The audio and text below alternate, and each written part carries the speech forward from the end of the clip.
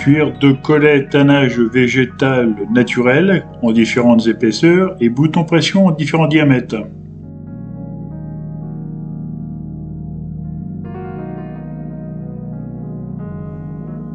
Patron en papier dessin pour la découpe du cuir.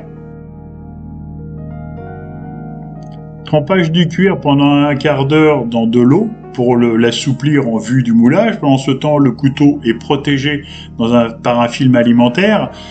Ensuite, je pose le cuir sur le couteau et là commence le moulage par massage du cuir pendant plus d'1 heure autour du couteau pour qu'il épouse bien la forme.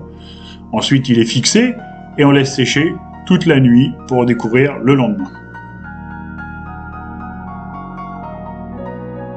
Assemblage à la néoprène de la partie avant et arrière de l'étui.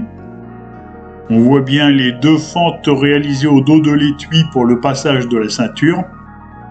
Avec cet outil appelé abacar, je casse l'angle sur toute la périphérie de l'étui. Puis ensuite, à l'aide d'un autre outil nommé une rainette, je marque en creux la position du fil de couture pour que celui-ci ne soit pas éventuellement usé par du frottement.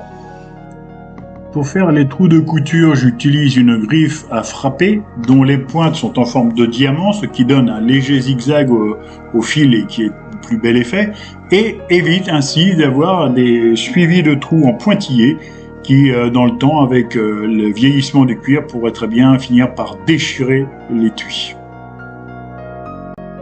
Teinture de l'étui avant-arrière en bordeaux, et puis à l'aide d'un petit coton-tige, délicatement je dépose une finition de tranche qui est une teinture plus épaisse pour combler légèrement les petites fissures.